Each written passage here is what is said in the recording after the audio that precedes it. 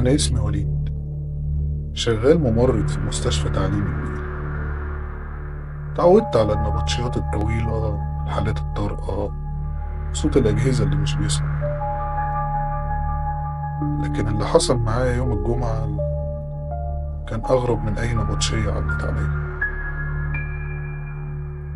جالي اتصال من قسم الطوارئ الساعة 2:30 بالظبط بعد نص الليل. قالوا لي إن في دكتور جديد وصل، اسمه دكتور نادر، وهيستلم حالات الطوارئ مؤقتا لحد ما دكتور خالد ما يرجع.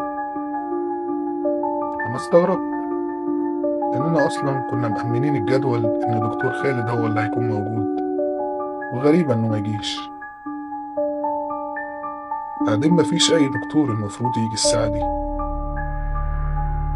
بس نزلت له، كان واقف عند مكتب الاستقبال.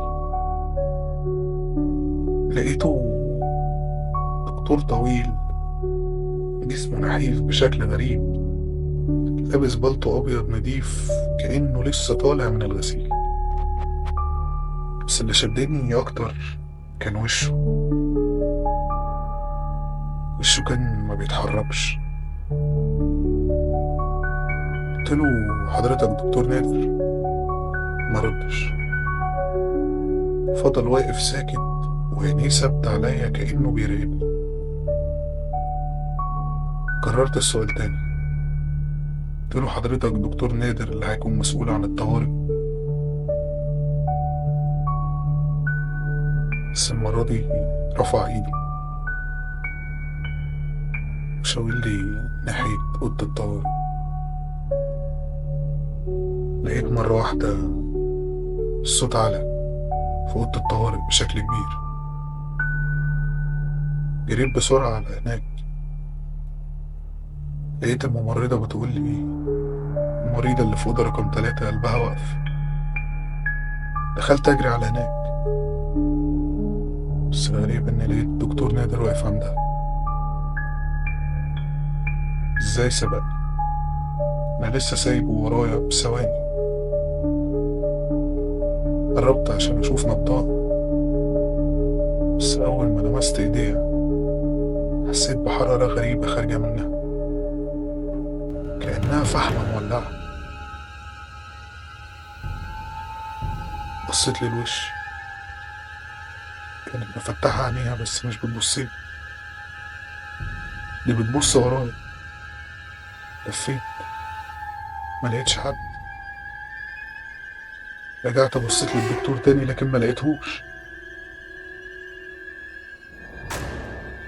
خرجت من الأوضة وأنا قلبي بيدق كأنه هينفجر من مكانه. فضلت ألف في كل الممرات، في كل الأوض بدور عليه، لكن ملوش أي أثر. دخلت أوضة المراقبة، قلت أشوف في الكاميرات. طلبت من الفني يرجع التسجيل، بس أول حاجة غريبة حصلت، إن الكاميرا بتاعت أوضة 3 اللي كان فيها الست اللي قلبها واقف فيها تشويش، مفيش أي تسجيل من ساعة ما دخلت. سألت الفني: هو في كاميرات في الريسبشن؟ ورجع الفيديو لوقت ما قابلت دكتور نادر. بس الصدمة إن مفيش حد ظاهر في الكاميرا خالص. أنا كنت بتكلم مع مين؟ رجعت للطوارئ وأنا بحاول أهدي نفسي، لقيت الدكتور خالد، رئيس القسم، اللي هو كان المفروض موجود ومسؤول عن الطوارئ. بقول له: هو فين دكتور نادر؟ قال لي: دكتور نادر مين؟ مفيش حد بالاسم ده عندنا. قلت له: لا، أنا شفت دكتور نادر. فجأة وشه بقى شاحب، سكت لحظة وقال لي: أنت بتقول إيه؟ دكتور نادر اتوفى من 3 سنين.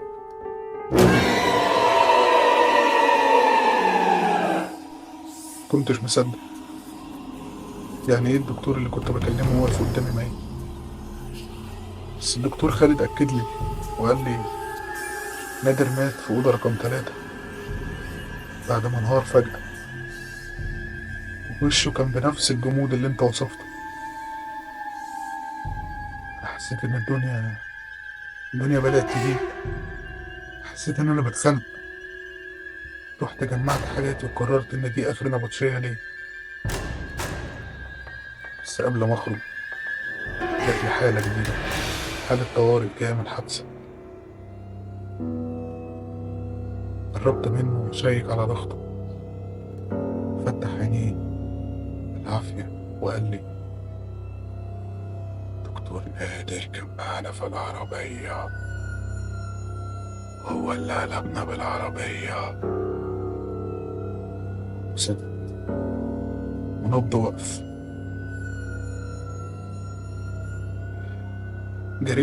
جريت انده دكتور خالد مرة تانية، بس قبل ما يجي حسيت ببرودة غريبة ورايا.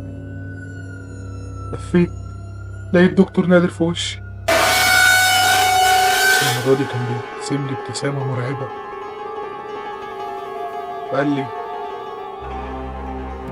اسأل عليا ليه؟ لو عجبتك القصة ما تنساش تعمل لنا لايك وسبسكرايب عشان يوصلك كل يوم قصة جديدة.